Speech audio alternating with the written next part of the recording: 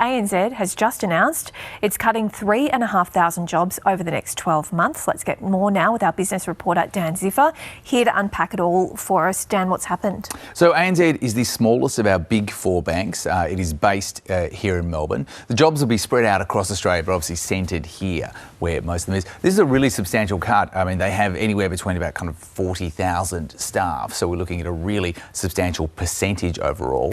ANZ has a new CEO, Nuno Martes, and has been saying in the first kind of 6 months that he's been there that there is substantial change coming, and today we find out a little bit about what it is. Do we know why so many jobs are being cut? As you say, there's been a lot of speculation that this could be in the works. Banks tend to do it in kind of big waves. I recall this from previous other substantial, mainly technological changes internally.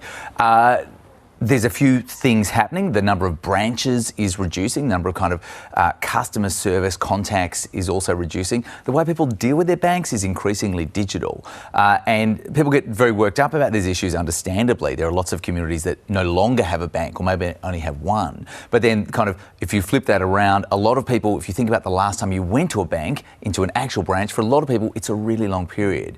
So digital transactions are much cheaper for banks to process, and for a lot of consumers they prefer it that way. So the kind of contact staff that people require with the bank is reducing, and the kind of complexity of the queries when they get there is increasing. They're becoming harder to do. So these are big changes for the bank. They come across a lot of technological change. Some of this stuff is really big and structural, and some of it is down to, for example, reducing branches. So you said ANZ's the smallest of our four big banks. Yes. Does this signal that the institution is looking to reduce its impact or become a smaller institution? What do you think its plans are? ANZ actually probably has the biggest footprint. They're the biggest in the Pacific, for example. In a lot of our northern neighbours, they are the key banking institution. ANZ is also the biggest bank and the biggest company in New Zealand.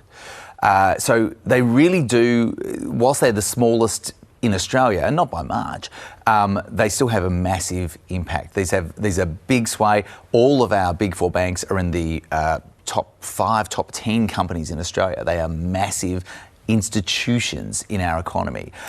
So this is a really big signal that they want to change the direction of their bank. They'll go in new ways. Often what's happened after these big cuts at different institutions is they've ended up having to hire. They're going in different directions. They still need people, but they need people with, for example, tech skills, different skills to the people they're getting rid of. So very difficult news for people who work at that institution, a really substantial cut to it, and I'd say more to come. Just before we let you go, artificial intelligence, we saw Commonwealth Bank notably go down this road and then hire back staff as a result.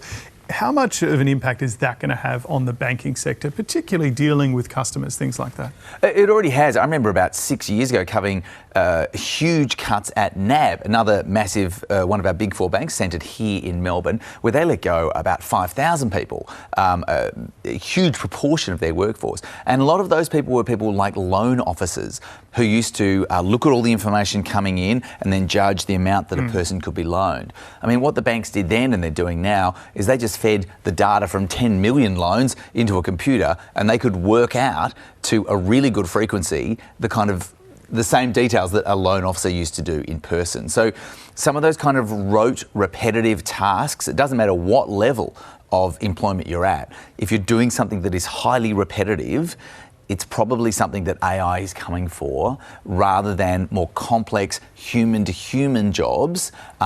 They've got more of a future.